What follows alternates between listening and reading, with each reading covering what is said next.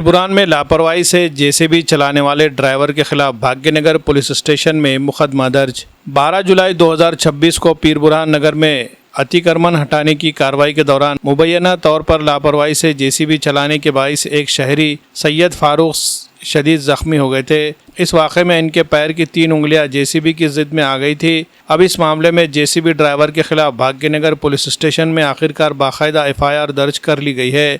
इस मामले में वंचित बहुजन अघाड़ी के रहनुमा फारूक अहमद, साबिक corporator Farooq Ali Khan, corporator Rahul Sonsale, advocate Shaikh Bilal ने फौरी मुदाखलत करते हुए मुतासरा खानदान की भरपूर हिमायत की, जिसके बाद पुलिस ने कानूनी कार्रवाई अमल में लाई। ये पूरा मामला क्या है, इस सिलसिले में मिलने वाली तफसीलात के मुताबिक पीर बुरहान नगर इलाके के मरकजी सड़क पर अतिक्रमण हटाने की कार्रवाई के दौरान न तो पहले से अवाम को कोई इतला दी गई और न ही ट्रैफिक को रोका गया। इस दौरान जेसीबी इंतहाई लापरवाही से चलाई जा रही थी। इसी दौरान वहां से गुजरने वाले सैयद फारूक का पैर जेसीबी के ग्रेविस हार्ट के ब्लेड पिलर की जिद में आ गया, जिसके नतीजे में इनके पैर की एक उंगली मुकम्मल तौर पर कटकर अलग हो गई, जबकि 2 दीगर उंगलियां बुरी तरह कुचल गई।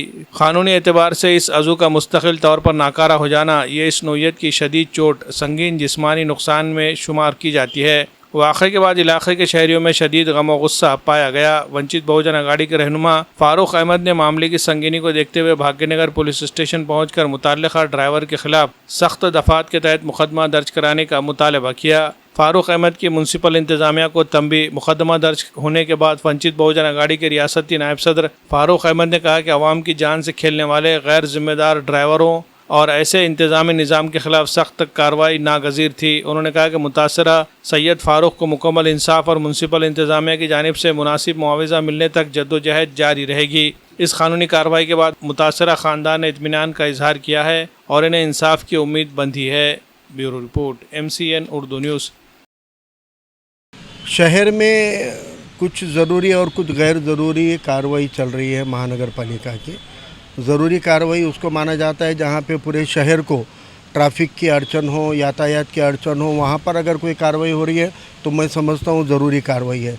जैसे कि वज़ीराबाद हो गया, वर्कशॉप से लेकर वज़ीराबाद से लेकर बरकी चौक तक, ये जो शहर के बड़े रोड हैं, इन रोड के ऊपर जो ट्रैफिक का इशू है, वाहतुक का इशू है, इसको लेकर अगर कोई फ़िक्र हो रही है और कोई कार्रवाई हो रही होगी, डॉक्टर लाइन के जैसे हलकों में जहाँ पर बड़ी बड़ी इमारतें हैं लेकिन पार्किंग को जगह नहीं होने से पूरे रास्ते चौकअप है, तो वो ज़रूरी कार्रवाई भी मानी जा सकती है क्योंकि वो शहर के हित में है।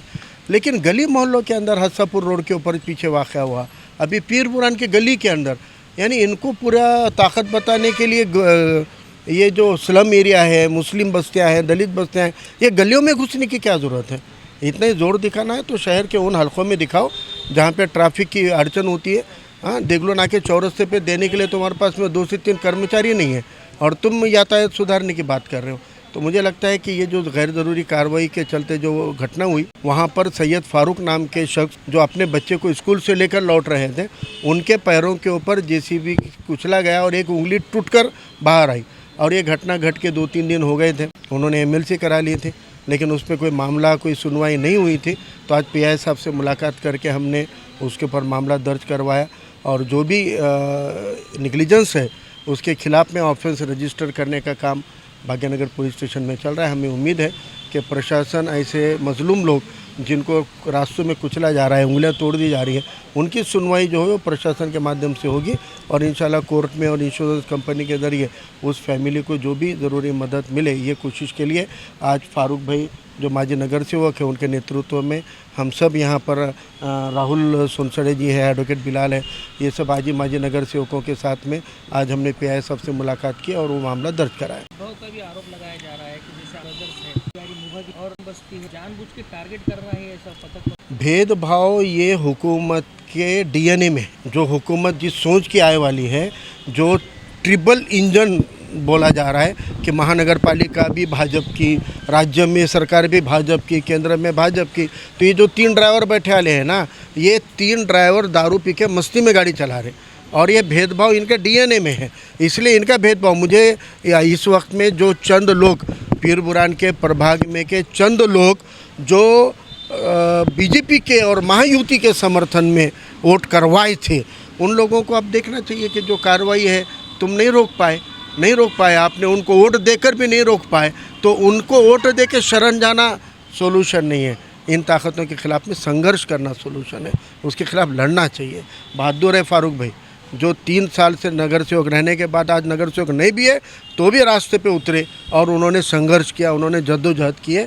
मुझे लगता है कि हर एक को लड़ना पड़ेगा, कानून के दायरे में रहकर लड़ना पड़ेगा और ये लड़ाई को आगे लेकर जाना पड़ेगा। और कुछ लोगों को हीरो बनाने का काम हो रहा है। मुझे लगता है कि ये जो हीरो बना रहे हैं ना, ये चमचे हैं। ये जो कल्याणकर जो बोल रहे हैं ना, ये चमचे हैं। ये चमचे को उछालने वाले हाथ कौन से हैं वो देखो। लड़ना है तो हाथ के खिलाफ लड़ो, वो चमचे के खिलाफ लड़ना अपनी ताकत को ज़ाया करना होता है। पीआई साहब से बात नहीं, पीआई साहब ने कहा है कि घटना घटी है, पैर की उंगली टूटी है और उसका एमएलसी है, तो यकीनन उसके ऊपर मामला दर्ज होना चाहिए। और उन्होंने बहुत ही खुशमिजाज तरीके से पूरी एफआईआर वगैरह करवाने के हुक्म दिया हमारे सामने।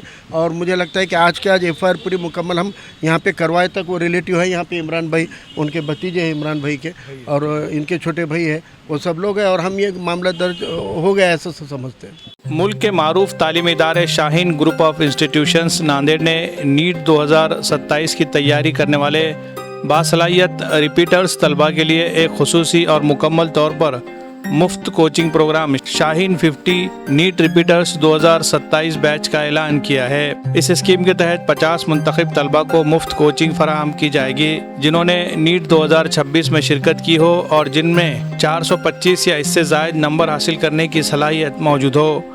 शाहीन एकेडमी इंतज़ामिया का मानना है कि एक इम्तिहान किसी तालिब इल्म की मुकम्मल सलाहियत का पैमाना नहीं हो सकता, बल्कि कामयाबी के लिए मेहनत, इस्तिकामत और बाज़ औक़ात एक दूसरे मौके की भी ज़रूरत पड़ती है। इसी तस्वुर को सामने रखते हुए नीट रिपीटर्स के लिए ये खुसूसी बैच शुरू की जा रही है ताकि वो नीट 2027 के इम्तिहान में नुमाया कामयाबी हासिल कर सके। शाहीन एकेडमी नांदेड़ के इस खुसूसी प्रोग्राम में complete syllabus, weekly test, NEET तर्ज के मॉक एग्ज़ाम्स, ऑफलाइन और ऑनलाइन हाइब्रिड क्लासेस की सहूलत, रोज़ाना प्रैक्टिस और डाउट्स क्लियरेंस सेशंस, इनफरादी रहनुमाई और हौसला अफजाई के साथ साथ कारकर्दगी का तज्जिया और बेहतरी के खुसूसी मंसूबे शामिल है। एकेडमी के मुताबिक इसके तहत पहली बैच का आगाज़ 6 जुलाई से हो रहा है, जबकि सेकेंड बैच का 20 जुलाई से आगाज़ हो रहा है। निशिस्तें महदूद है, इसलिए ख्वाहिशमंद तलबा से जल्द अज जल्द दरख्वास्त देने की अपील की गई है। वाज़ेह है कि शाहीन एकेडमी नांदेड़ से तालीम हासिल करने वाले तलबा ने गुज़िश्ता बरसों में नीट और JEE के इम्तिहान में नुमाया कामयाबी हासिल कर चुके हैं और ये सिलसिला इसी तरह आगे भी जारी रहेगा इंशाअल्लाह। मज़ीद मालूमात के लिए तलबा और सरपरस्त हजरात शाहीन एकेडमी हस्सापुर वागी रोड बाईपास के करीब नांदेड़ से रब्ता कर सकते हैं या स्क्रीन पर दिए जा रहे मोबाइल नंबर पर भी मालूमात हासिल की जा सकती है। Bureau report MCN Urdu news.